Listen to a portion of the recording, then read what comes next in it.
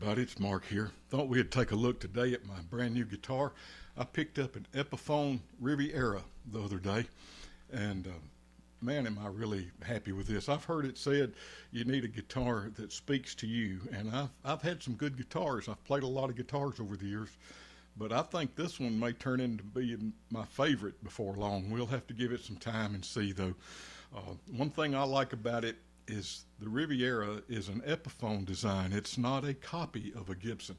The body may be 335 style, but it's a different design altogether. One thing is the tailpiece back here called a frequencator. I don't know if it actually does anything or not, but it does play great. This may be the best playing guitar that I've got.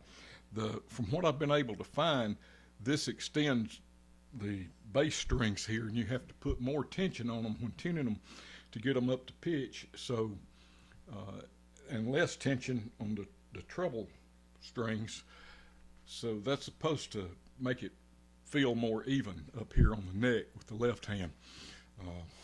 I don't know, I do know it plays extremely well. This guitar plays like a dream, and I really like that. And the sound, the other thing that makes it distinctly Epiphone is these mini humbuckers. Now, I've never had a guitar with mini humbuckers before, and a lot of people make the assumption that Gibson made the first mini humbuckers, but Epiphone's actually the originator of the mini humbucker.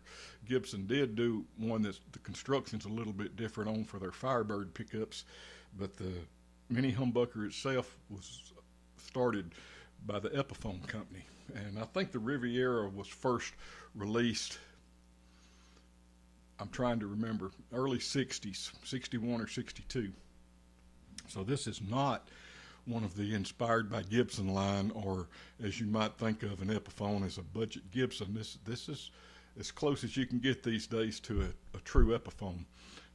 There's a couple of others. They also have the Sheraton with the mini humbuckers that's a lot like this. I don't think there's much difference in the two guitars. The Sheraton probably has a different headstock and maybe some fancier trim on it or something like that, but for all practical purposes, it looks to me like it's about the same guitar for a little bit more money. Now, I will go ahead and tell you the one thing I would change about this guitar that I've noticed already is something that probably won't bother a lot of people. You see, I've been trying to learn Doyle Dykes' song Jazz in the Box, and it has a B bender in it up here where you bend the B string behind the nut. And I don't know if I can show you this, but the strings on this headstock, they're so close together that it's hard to bend that B string without bending the others.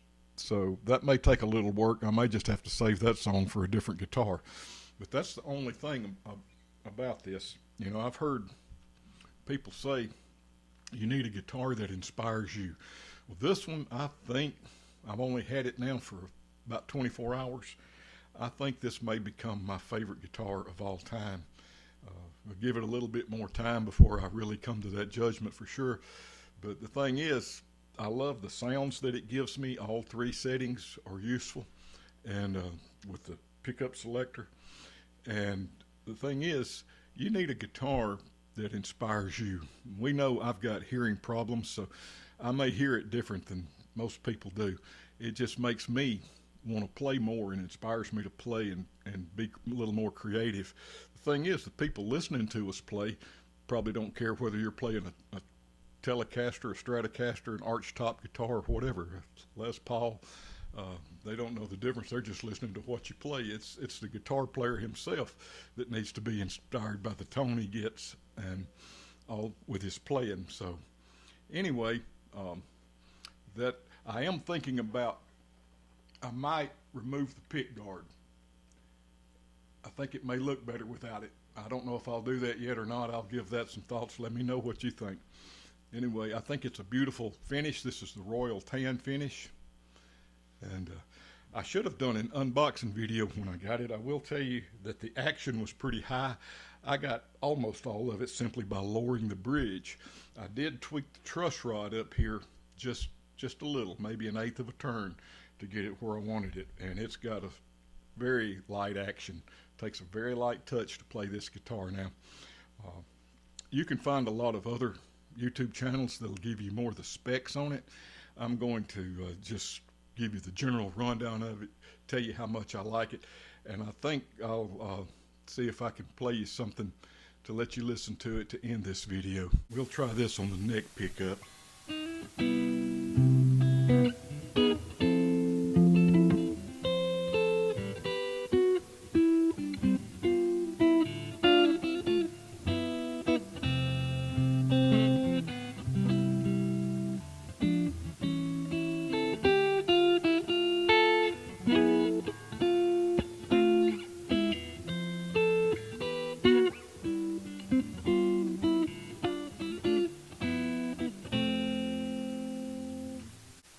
Okay, let's check out both pickups, the middle setting now.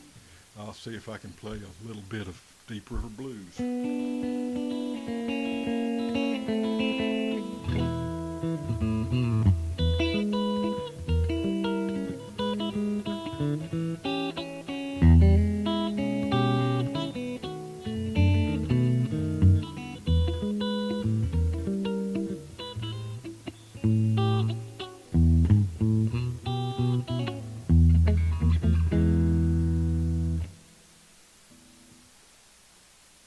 Okay, we'll try the neck pickup.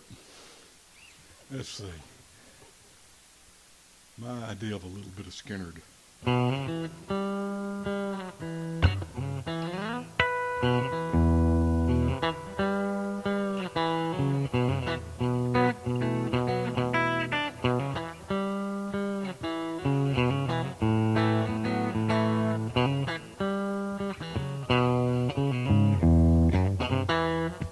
Things going on.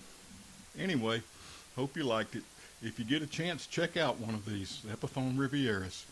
See you next time.